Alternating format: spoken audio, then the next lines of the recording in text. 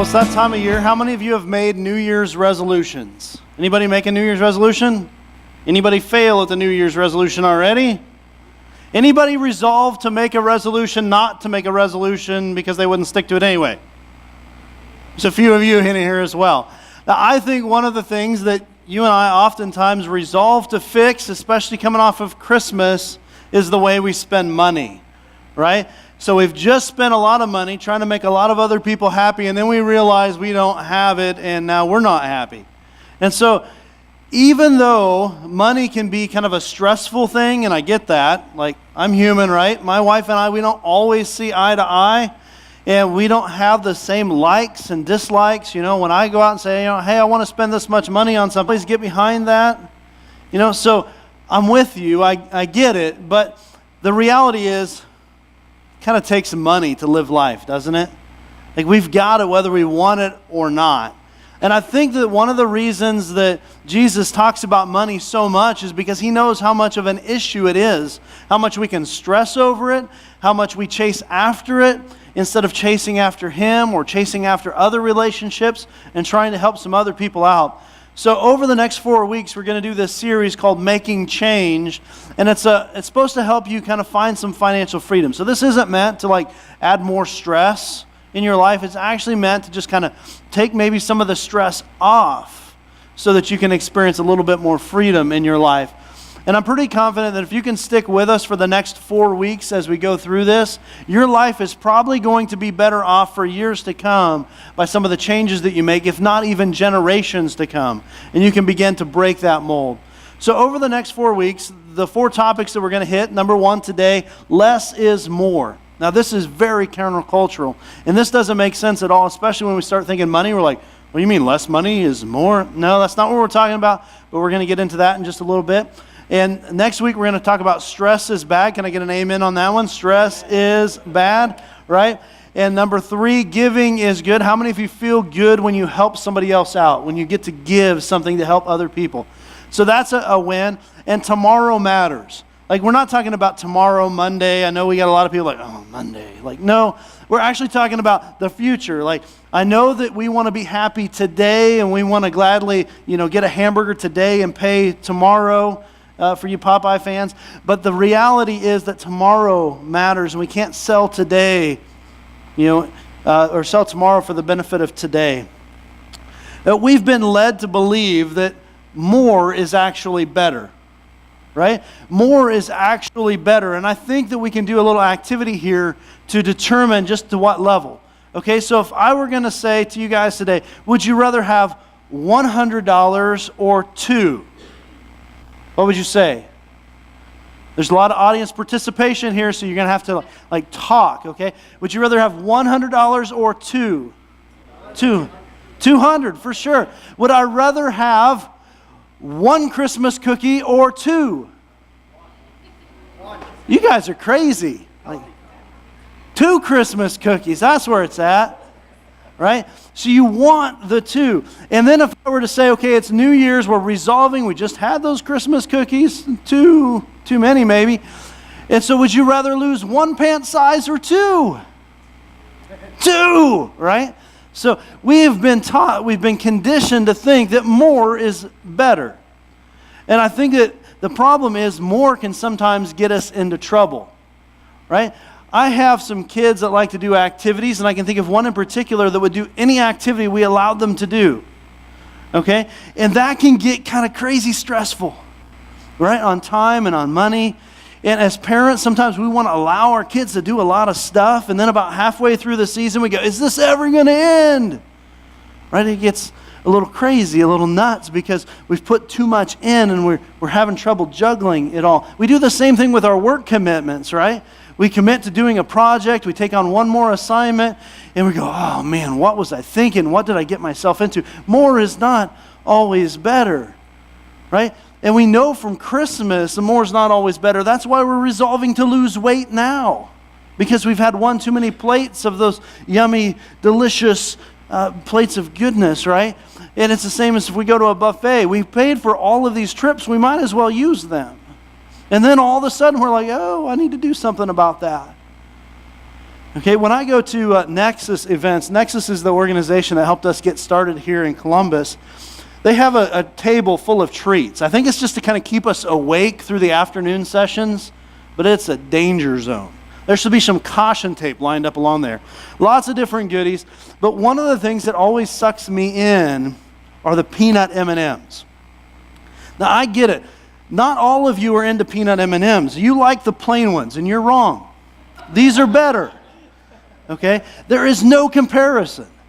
But I'll walk by and go, oh, maybe I'll have 1 or 2 handfuls of peanut M&Ms, right? And I'll take them back to my spot, and I'll sit down and just kind of munch away on them. But I'm good for now until I get up again.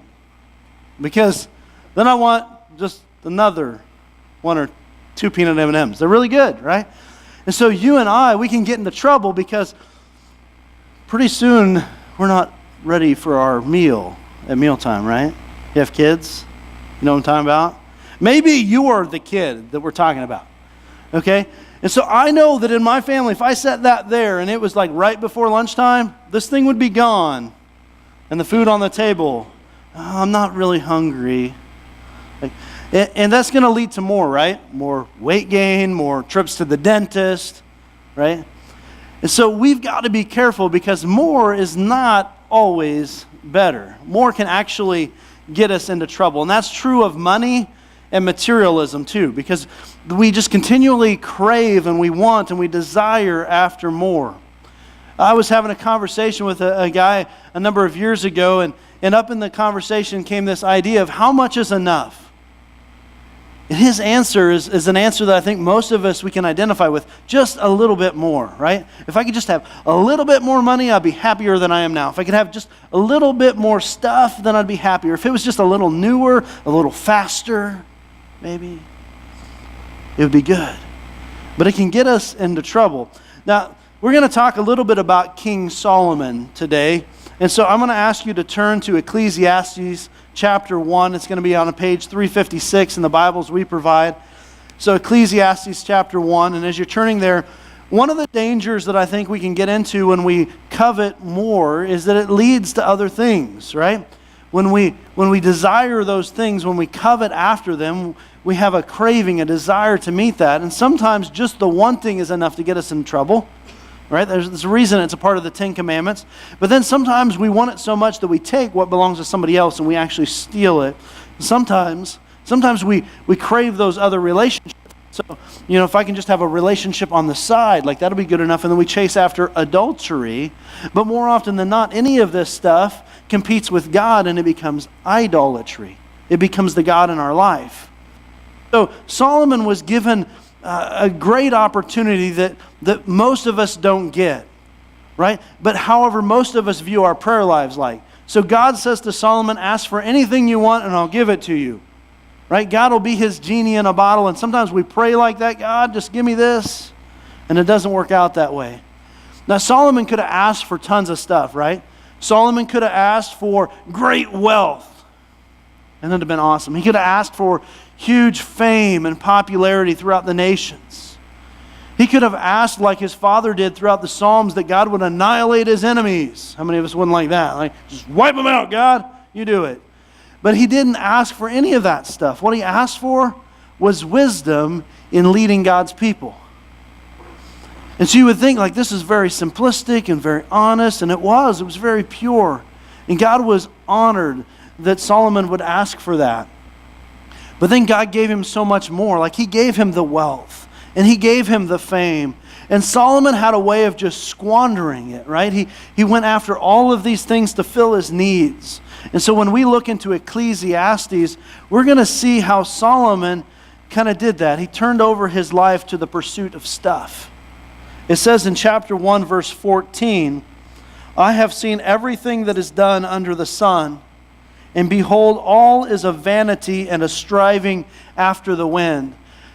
How many of you have ever tried to catch the wind? Right? Had any luck with that? Is that working for you? All of this stuff that he's chased after, it's like trying to catch the wind.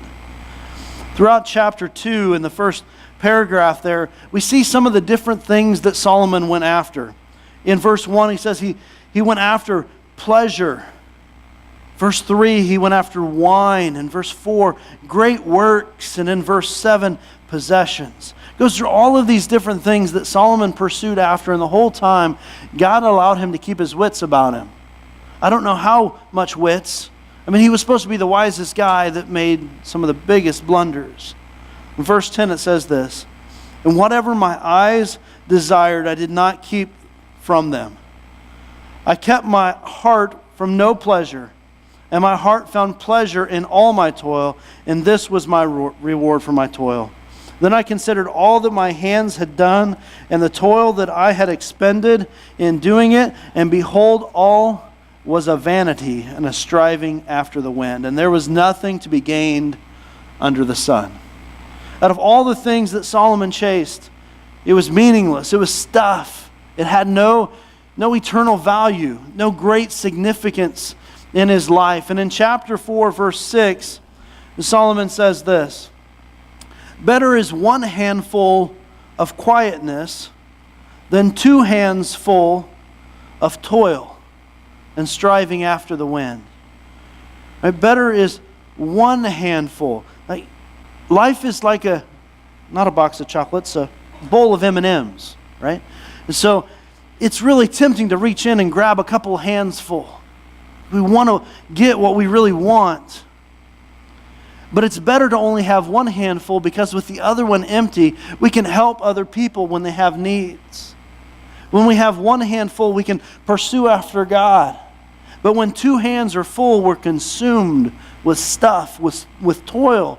And this stuff, this immediate gratification, becomes empty and meaningless. But why do we do that? As Solomon says in verse 4 of chapter 4, that I saw that all toil and all skill in work came from man's envy of his neighbor. You and I, we just want what we want because we see other people with it. Right? How many of us got the kids something for Christmas because the kids watched TV and saw a commercial, and now they want this thing that they didn't even know existed? Right? Adults were no better. Right? We're, oh, they make one of those? I need one of those. That would be really cool. Can I get one of those? Right? And we begin to focus on that, and it consumes our thoughts. And we're like, oh man, my life is going to be so much better when I get this. Or if I can just get one more. Right? And so we chase after those kind of things. But better is one handful because we can help other people, because we can serve God. When we have less of what really doesn't matter, we can have more of the things that really do. So, what really matters? Right? My guess is it's not all the peanut M&Ms in the world. It's probably not even all that stuff that we're grasping at, right? But yet at the same time, we really want it. Like, our eyes are big. We see other people with it. This is going to make me happy if I can just have more. But less is more, right? I found out that in college, having a really important deadline for a test or an assignment really helped to sharpen my focus. It gave me amazing clarity. Like, this assignment that I should have been working on for months is now due tomorrow. I think I'm going to work on it. Right? Clarity. Boom, I got it. Passion. Oh, you bet. This is going to get knocked out. Right? I'm going to write the best 10-page paper in 24 hours than anybody could ever write. Right? And if I'm going to be honest, like, my life still sometimes operates that way. Deadlines, importance and urgency, when those collide, clarity beyond belief.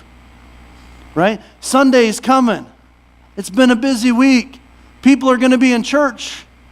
Oh, I better get to work. Right? Because week after week you come and I go, oh man, it was a busy week. Sorry guys, I got nothing. Pretty soon you're going to be like, see you later, buddy, I got nothing. Right? And so it's going to be really empty. But I think that there's another thing that brings us that same kind of urgency and importance. Have you seen the movie The Bucket List?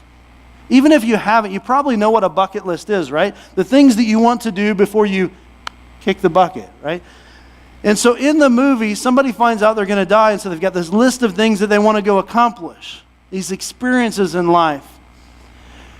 Well, I think that if you and I, if we had that kind of end in mind, we knew it, we would live life a little different. Some of the things that we chase after, some of the things we fill our hands and our lives full of, probably wouldn't be as important, and we'd begin to chase after some of those things that are more important. This last Thursday, I was informed about a friend of Nexus. Greg and Jill Hunt planted a church in El Paso, Texas called Paseo. And I asked the church here to be in prayer for them because Jill was diagnosed with cancer a couple years ago. So this has been an ongoing fight. Well, on Thursday, we found out that Jill had cancer all over her body. It had just taken over. And this is a picture of Greg and Jill, their 3 kids, having a good time there with some silly string. By Friday morning, Jill had passed away. And I wonder, guys, would we do things different if we had that kind of importance and urgency placed on things? This last week, I shared on social media, on Facebook, like, what is the most important thing in your life? And you guys were really good about giving all these awesome Sunday school answers. Okay? God is number 1. Jesus, woo, Jesus, yep, you're up there, buddy. Family and friends, right? And our health, right? And those are all important, guys. I'm not arguing with you at all. But let's be honest. How many of us allow that to go by the wayside because our hands are full today? They're full of toil. They're full of activity. They're full of busyness. They're full of stuff. And we allow the important things to go by the wayside. Right? Because someday, God, you and I, we're going to get there. Yeah? Someday, God. And life is full of some days. But whenever that importance hits, someday becomes today. Right? Things begin to change. And I wonder what life would look like if we took that list of things that people posted on social media were actually true in our life. Our time and our money, when we did an inventory, would be spent on things like God and Jesus and family and friends and even our health, instead of chasing after a bunch of other things in life. It's crazy, right? Because less could actually be more. And it's just not what we think about in society. When we define, you and I, what really matters in life, I think it's a lot easier to begin to spot the crazy peanut M&Ms that take up time and space and energy, right? We begin to spot the things that really don't. Well, I'm going to give you 3 things that I think are going to help us get a little more clarity. Some things that are going to help us define what less is more can look like in our life and in the area of finances. When I was a teenager, there was a show on TV. It was called Cribs. Anybody know what I'm talking about? MTV Cribs. And so you could get a glimpse into the rock star lifestyle. And you could see what kind of things they were into too. And you could see like how they had this Olympic-sized swimming pool in their house, or full court basketball, just across from their dining room, or how their garage was bigger than, our neighborhood, and how they had all these cars and everything was gold-plated, including their teeth. And so you could see all this on Cribs. If you're a little older than I am, just think lifestyles of the rich and famous, okay? So take you a different direction, but same concept, right? So that was it. You have more and more and more stuff, right? But what's popular today? You flip on the TV today and you see shows about tiny homes. Like, dude, when did that happen? Kara and I, when we first got married, we lived in a small house in Norfolk. Had 4 rooms to it. Okay, to give you an idea of how small, like 2 people in the kitchen was a marital disagreement. Like in the dining room, which was also in the kitchen, we had a round table with drop leaves, the kind where only 2 people can sit there, and that's about all we could fit. And when we had company over and we tried to wedge that thing out, somebody was pinned against the wall. Right? If you wanted to go to the bathroom in the house, you had to go through our bedroom. It's the only way you're getting there. We were in the tiny house before it was cool. Right? And we thought, hey, at least we got a place, right? And we actually had a closet, probably the closest thing to a walk-in closet that we've owned to this point. Now, I'm not saying it was big. You could fit in it. That's kind of what I mean. You could fit in the closet with your clothes. And so we had this closet. But today, more often than not, in America anyway, we have closets everywhere, right? And so we have these huge walk-in closets that were bigger than Kara and I's first house. Right? So we step into that closet, and what do we say? Oh man, I got nothing to wear. It's crazy, isn't it? And sometimes we do this amazing thing, like if we can't fit our stuff, like this is just room for mine, your stuff is down the hall. Take a left and then a right, go down the stairs, back corner. That's where your stuff's at. Mine's right here, right? I'm not pointing any fingers. That's just that my clothes are hanging by the wash machine. That's all. And so anyway, we get to doing stuff like that, like our closet's this size, and we get to go do that. We put some stuff over here, and then we run out of closets, and so we begin to throw stuff in the garage. We have a full room in our house that's just a storage room, right?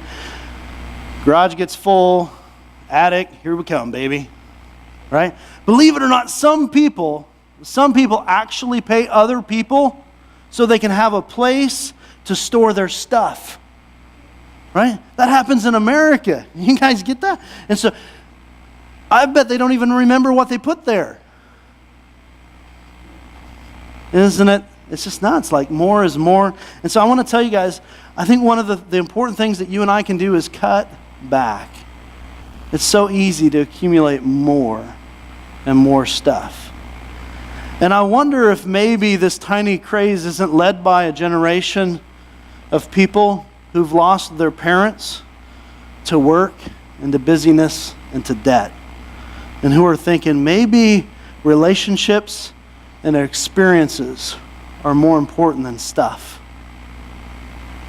Now, I do think it's crazy when they go buying these houses that are 400 square feet and less. I saw a family of 6 in a 400 square foot house. That is just drama written all over it. I don't know how they do that.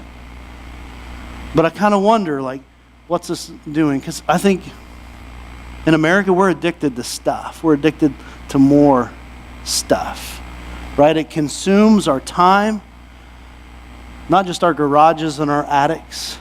It consumes our budgets, and we begin to chase after these things. But less is more. Better is one handful of quietness than 2 hands full and a chasing after the wind.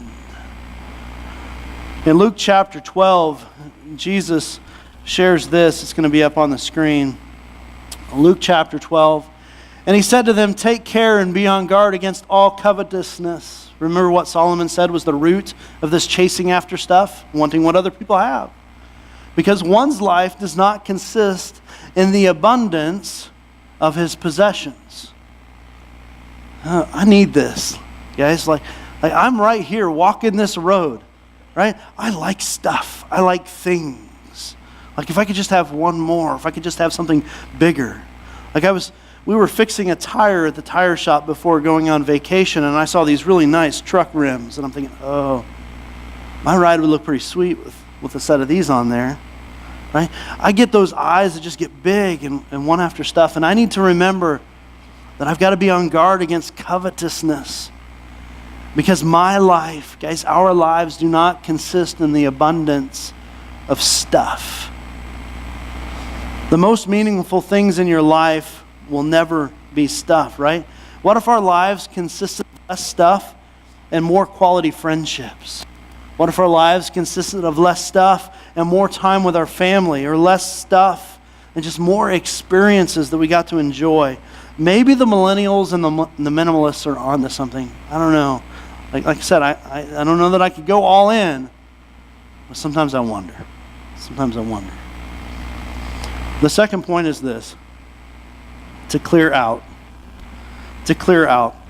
In 1 Kings chapter 11, we see this image of Solomon. Solomon, he loved many foreign women. It says, along with the daughter of Pharaoh, there were Moabite, Ammonite, Edomite, Sidonian, and Hittite women. He pretty much liked them all. And from the nations concerning which the Lord had said to the people of Israel, "You shall not enter into marriage with them, neither shall they with you, for surely they will turn away your hearts after their gods." God knew that if he was chasing after these women, that these women would distract him from what was more important. That these women, not only would he be consumed with them, I can't even imagine like the fighting that would go on. 700 wives, 300 concubines, 3 women each. That's just craziness. Like, can't even begin to imagine. And this is what he was managing as the king, chasing after this stuff. But each of these had different passions and different desires and different gods. And so Solomon's heart, which was supposed to be all out for God, is now breaking and going different directions. And he's chasing after these other gods. Still happens today. Solomon had an issue with clearing out some stuff in his life. He said in Ecclesiastes, I've denied myself nothing. I've consumed all of it to see what I might find pleasure in, what would give us purpose and hope in life. Yesterday, Kara and I, we spent a bulk of the day doing exactly this, clearing stuff out. Now, it started in the kitchen. There were a couple of coffee mugs that were given to us, and so we were going to go add them to the collection, and guess what? Our cupboard only is so big. It doesn't like accordion, like, boop, cupboard's bigger, now you got more stuff.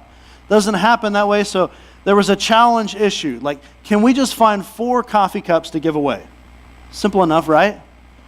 And so Kara did a great job of that, but I understand that it's not always easy. You see, there was this coffee cup, I reached up and I grabbed it, it had a picture of Santa Claus on the front of it. I'm like, can we give away this one? Oh no, we can't give away that one. There was a kid in preschool, she helps out at preschool, who gave me that cup last year for Christmas. We can't get rid of that one. And I'm like, so? Now, you need to understand something about me. I'm not very sentimental, okay? And so if you give me stuff, I just need to be right up front. It's my stuff, and I'll do with it what I want. And I may not own it, right? That's just the way I roll. And I get it. Some of you, though, you're sentimental. You hold on to things. And there may even be that closet that you have someplace, that drawer of stuff that someday, at some time, you're going to need this something. That's not me. Right? That's not me. Now, some of you are there, and I realize that someday is probably going to happen the day after I throw it away. Right? Because that's how things roll. And if that happens, I'll borrow it from somebody else or go buy a different one. And a year later, when I don't touch the thing again, out it goes, right? So as much as this can maybe pain some of you, I get that this is an important thing. Why? Because our life does not consist in the abundance of stuff and the attainment of stuff. Because one handful of quietness is better than 2 hands full with toil and a chasing after the wind. Right? And so we began going through our stuff. We went through the pantry and we took some of those kitchen appliances, things that we thought, we're going to use that. And then, we use it once and then it goes into the back corner that nobody can reach. The one that you have to go find the flashlight so that you can look back in there to see what's there. Yeah, we have some of those. And so we began giving some of that stuff away so that we could put other stuff back in that corner. Next year we'll pull that out and go, we don't ever use this because it's all the way back in the corner. Right? So we go through those kind of things, and it can be fun, it can be stressful, it can be exhilarating and life-giving, right? Because it simplifies things. One of the reasons I think that we can go to our huge closets full of this amazing wardrobe and go, hey, man, I got nothing to wear, is because the choices are too many, right? One of my struggles is I watch a video from like years ago and I go, man, I still got that shirt. Facebook timeline just ruins it. Like that's 7 years ago, dude. I just wore that last week. Right? But those kind of things happen in life. Right? And so we're trying to find a way to clarify. There's a restaurant, I'm not going to be specific about it, but it's in town, and I go up to it and I look at the menu and I go, you ever do that? Have you ever opened up one of those menus where there's so much stuff that you're like, I have no idea what I want? The opposite extreme is true too, because you go through and you go, I want that, I want that, I want that, I want that, I want that, right? And that doesn't happen either. Now, in our house, it's not always about the menu, it's about where we're going to eat. Like, we will have these discussions about, where do you want to eat? I don't care. Where do you want to eat? Right? And then somebody picks someplace and you're like, oh, really that? I didn't really want to eat there. Has that ever happened to you? It's like every week for us, right? Because there's so many choices, but yet Columbus has got nothing to eat. Right? We get that, right? We're all in that same boat together. We got a closet full of restaurants and nothing to wear, right? And so we can't pick what's there. But if I tell my kids, hey, we're going to go to A or to B, which do you want? Guess what? It just became a whole lot clearer, right? Simplicity, opened up a life of freedom. And sometimes their options, your household probably is not like this. Sometimes their options are take it or leave it.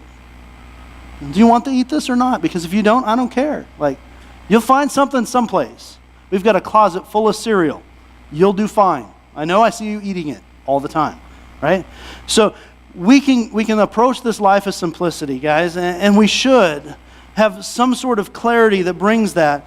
Because I think that sometimes our lives, even though they're not as crazy insane as this, an episode of Hoarders, that show that you can't turn off, but you don't want to watch. Have you ever seen it?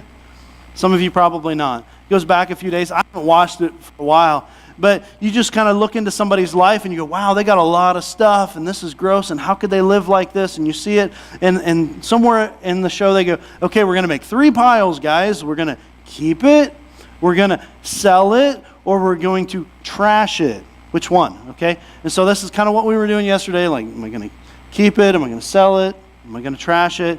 And so they go through the list and they've got this huge pile of, I got to keep that because of this and this and this. And then they've got this, well, I'm going to donate this stuff. It's pretty good.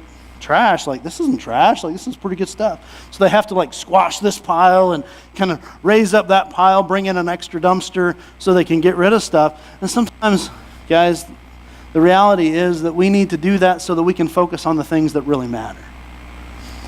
Because you know what? Those things on social media, that bucket list, that stuff that's going to happen sometime, someday is coming. And you and I are going to have our hands full of toil and stuff that doesn't matter, and we're going to miss out on all the things that do. And that could be a struggle. So we need to cut back, we need to clear out, and we need to pay off. Most of us could agree that financial stress is no fun at all, right? Nobody ever says, you know, hey, I can't wait till I make that truck payment next month, right? It's just not that exciting. Oh, please, credit card, could you charge me more interest? I would really like that, right? Can you please just cause another argument in our marriage? We need one, right? We need a little something to... Nobody does that. Financial stress is a pain. But I think that if you and I, if we can find some clarity in this process through clearing some stuff out, cutting some stuff out, and maybe even paying some stuff off, we're going to have more margin to work with in our life. And you and I are going to be able to focus more on the stuff that really matters instead of on the stuff that really doesn't. So the richest people in the world, I'm pretty sure, are not the people who have the most, but the people who need the least. I'm even more convinced of this after making a trip to India. Right? Because we got to see people who didn't have running water. They had dirt floors. Right? The restroom was a hole down the road. Right? It's crazy, insane what they don't have. And yet you could look out into the field and watch these kids just playing like crazy at a hand pump, splashing in the water, playing a little cricket. I'm not talking about the bugs. There's a game. Like when you get out of America, it's called cricket. Okay? And so they would get out there and they would do these things, and there's huge smiles on their faces. The excitement is just unimaginable. And then you go to one of their worship services. The room is packed full of people who have traveled miles on foot or by bicycle or crammed into one of those weird taxi things. Right? And they get there and they don't complain. They stand and they worship, and there's passion and there's joy. And somewhere inside of you, you're looking at them going, man, they look like they've got everything. I wish I could be them. Yes, that's what it's like.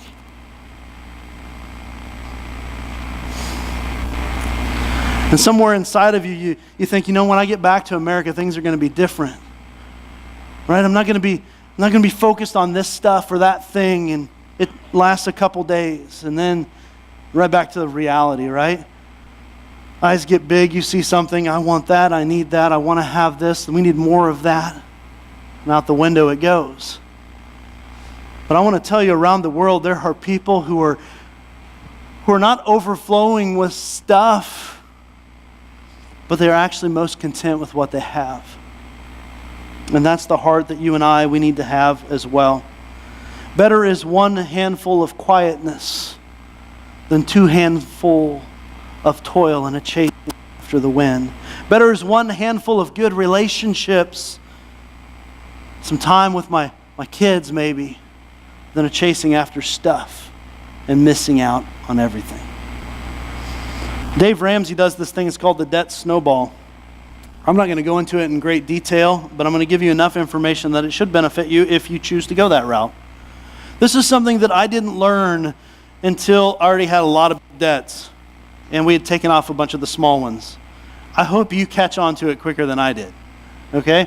And so it goes something like this. Somewhere in their budget, they found an extra $300. I don't know if they sold something, if they took on an extra job, if they stopped eating out as much, whatever the case is, they found an extra $300. So their first payment was $35 minimum. They started with the smallest and went to the biggest, right? And so instead of paying the minimum of $35, they paid more than that. Believe it or not, you can't actually do that. They paid $335. They wiped out that debt pretty quick. Now they took the $35 or $350 and paid it down to the next debt. Okay, and so they continued to pay on this debt and on this debt, and as they were going, it just kept getting bigger. Like, right? $350, $450, $650. They kept attacking stuff. This is, for my life, I'm just going to be honest, it's an ebb and flow. Sometimes we do really good at this. We're like, yeah, I'm going to get that one. Other times we're like, man, I stink at this, right? That ball that's supposed to be getting this big is kind of melting. And this stuff is getting bigger. And so it's an ongoing cycle of trying to attack this stuff. Better is one handful and the ability to serve and honor God with our lives than a chasing after more. Guys, we're all sinners, and we all have this desire, this eagerness to chase after and fill our lives full of stuff. But my suggestion, my idea is this, that I think a lot of us, we're chasing after this stuff, trying to fill a God-shaped hole inside of us. And no amount of stuff, no addition of things is going to fill that hole. It's a spiritual hole inside of us, not a physical, material hole. Right? And Jesus wants to fill that hole inside of your life. But is it possible that we're too busy holding on to stuff to grab onto Jesus? I think it is. Jesus is exactly what you're looking for, and perhaps He's the reason why you're here today. So what's your next step? Is your next step to enroll in a Financial Peace University? There's one at the Berean Church starting tonight. It's a 9-week class. Going to help you find some financial freedom. Maybe you need to pony up $100 because you know that you're not going to take the time to do it otherwise, right? And get involved in that. I would love to give you more information. Maybe your next step is to cut back on something. Maybe you're going to cut back on something that, the eating out or the TV or whatever, so that you can find more simplicity in your life. Maybe you're going to clear some stuff out of your life. There's some stuff that you don't need. You haven't worn this in a year and it needs to go. You haven't touched this thing for a while, it needs to go. You've got this thing that it was cool one day, but now it's just kind of a piece of junk. It needs to go out the door, right? You've got some clarity that you need to find in your life. Maybe in your life you need to find something that you can pay off. You need to create a debt snowball. You need to annihilate some things so that you have extra margin and freedom in your life to pursue after the things that really do matter. Or maybe today you need to surrender to Jesus Christ. And you need to allow Him to fill that hole inside of you instead of chasing after so much other stuff. Guys, I hope you'll stick with us for the next few weeks, because I think it can be a game changer. Right? I really do. As hard as it can be, as stressful as it can be, the kind of conversations you're probably going to have with mom or dad or husband or wife over the next week are probably going to be painful. Right? But they're going to be worth it to find the march after God and the things that really matter in life. Father, we thank you for allowing us to gather together. We thank you for bringing this to our attention, that this pursuit of stuff, man, that's not what life is all about. It's not in the abundance of possessions. It's not in having the next cool thing or the latest fad or more of something. But it's really about having the important things being the primary places. Give us clarity and give us purpose. Right? Give us the freedom from the things that are holding us back. We don't want to be a slave to the lender anymore, but we want to be able to experience life, to celebrate relationships. And Father, we thank you for the freedom that you offer us in Jesus Christ. And as we come to this time of communion, Father, may we remember the extreme cost that Jesus gave to free us from our bondage, so that we won't keep running back to the things that hold us back. Father, may you just open up our hearts and our minds to you, that we can have a heart-to-heart conversation, maybe today, but maybe over the next few days or few weeks. Let me say, God, I need to find less is more. I need to simplify. I need to clarify. I need to put you first. Father, help us in that journey.